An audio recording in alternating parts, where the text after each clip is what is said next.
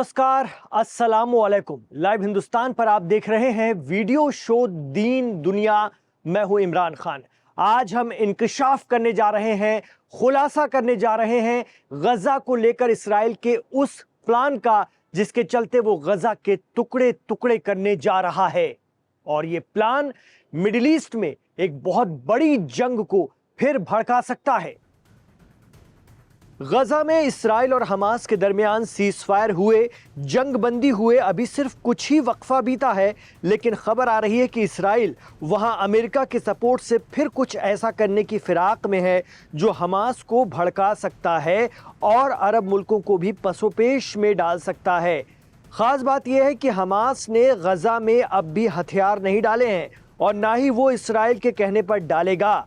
उसकी अपनी शर्तें हैं, लेकिन एक साजिश गजा में अमन की इन सारी काविशों पर पानी फेर सकती है। मीडिया रिपोर्ट बता रही है कि फिलिस्तीन बनाना तो दूर, अमेरिका और इसराइल गजा को दो हिस्सों में बांटने, दो हिस्सों में तकसीम करने के प्लान पर काम कर रहे हैं। मिडिल ईस्ट एक्सपर्ट इसे एक प्लान नहीं बल्कि एक बड़ी साजिश बता रहे हैं। अब जरा प्लान भी सुन लीजिए। क्या तैयारी है इसराइल की? ये एक ऐसा गेम प्लान है जो इसराइल को दोनों हाथों में लड्डू देता है और गजा को दुनिया की आंखों के सामने हड़पने की कोशिश भी हो सकता है, ऐसा एक्सपर्ट कहते हैं। जैसे एक कहावत है कि कद्दू कटेगा तो सब में बटेगा। इसराइल गजा को उसी कद्दू की तरह देख रहा है।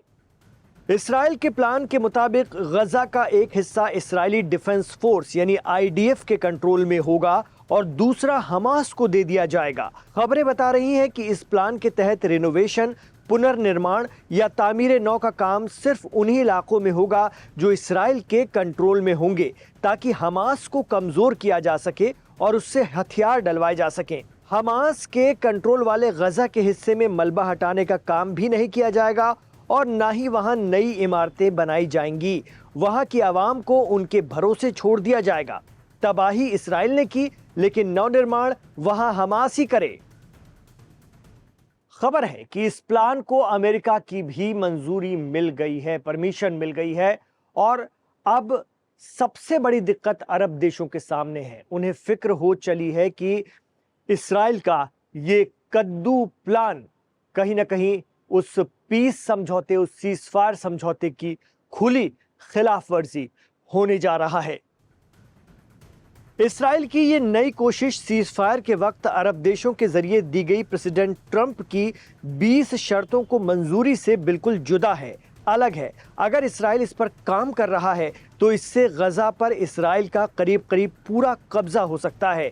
कुछ अमेरिकी मीडिया रिपोर्ट के मुताबिक अमेरिकी प्रेसिडेंट डोनाल्ड ट्रंप और वाइस प्रेसिडेंट जेडी वेंस ने इस योजना को हरी झंडी दे दी है। बताया जा रहा है कि इसके पीछे व्हाइट हाउस के सीनियर एडवाइजर जेरेड कुशनर और अमेरिका के मिडिल ईस्ट मामलों के विशेष दूत स्टीव विटकॉफ की अहम भूमिका रही है।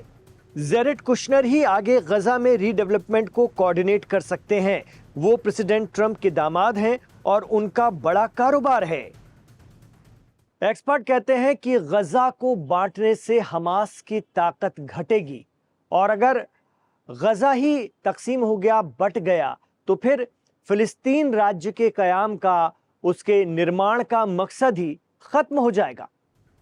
फिलिस्तीन का कयाम या स्थापना, जिसके आधार पर ही अरब और मुस्लिम देशों ने गजा सीजफायर पर दस्तखत किए थे और खुद अमेरिकी प्रेसिडेंट ट्रंप ने भी इस पर साइन किया है, क्या वो शर्तें और वादे धोखा बन जाएंगे और गजा के हिस्से पर इसराइल का कंट्रोल हो ही जाएगा, जिसके लिए वो 2 साल से कोशिश कर रहा था। और पीएम नेतन्याहू ने खुद कई बार ये बयान भी दिया कि उनकी फौजें गजा पर कब्जा करके रहेंगी। वो तो दुनिया भर से प्रेशर आया, तब इसराइल अमेरिका के कहने पर सीजफायर के लिए राजी हुआ और धीरे धीरे इसराइल पीली लाइन के पार वाले इलाकों पर कंट्रोल हासिल कर लेगा। पीली रेखा वो लाइन है जिसके उस पार हमास का कंट्रोल है। अभी हाल ही में जंगबंदी के बावजूद इसराइल ने गजा पर यह कहते हुए गोले दाग दिए कि हमास उसी येलो लाइन को क्रॉस कर रहा था, जबकि हमास ने कहा कि ये इसराइल का प्रोपेगेंडा है।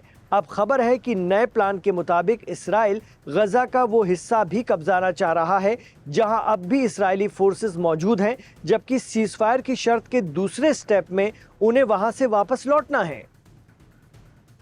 लेकिन इसराइल और अमेरिका के गजा को लेकर बने इस प्लान से अरब देश भी, मुस्लिम देश भी असहज हो गए हैं। उनकी तो जैसे जबान ही फंस गई है। उन्होंने दस्तखत किस प्लान पर किए थे और हो क्या रहा है? सीजफायर को लेकर मुज़ाकरात करने वाले कई लोगों ने चेताया है कि अगर गजा को इसराइल और हमास के हिस्सों में बांटा गया तो इसका मतलब होगा कि पूरा कंट्रोल इसराइल के हाथ में चला जाएगा। इस हालत में अरब और मुस्लिम ममालिक अपनी फोर्स गजा में नहीं भेज पाएंगे, शांति सेना भेजने के लिए तैयार नहीं होंगे। खबरें बता रही हैं कि यूएई यानी यूनाइटेड अरब अमीरात ने एक इस्राएली न्यूज़ चैनल के सवाल पर जवाब में कह दिया है कि हम अमेरिका और इसराइल के गजा को लेकर बने इस प्लान से इत्तेफाक नहीं रखते। अगर इसमें फ़िलिस्तीनी अथॉरिटी की भागीदारी नहीं होगी तो हम किसी भी रूप में इसमें शामिल नहीं होंगे। अमेरिका अब भी गजा की ज़मीनी हकीकत को पूरी तरह समझ नहीं पा रहा है। यूएई का कहना है कि गजा में शांति तभी संभव है जब फिलिस्तीनी अथॉरिटी को जिम्मेदारी दी जाए। एक्सपर्ट कहते हैं कि यूएई ये इसलिए कह रहा है क्योंकि वो इसराइल के साथ अब्राहम समझौते से बंधा है, साथ ही महमूद अब्बास की क़यादत वाली फिलिस्तीनी अथॉरिटी को हमास के विकल्प के तौर पर देखता है।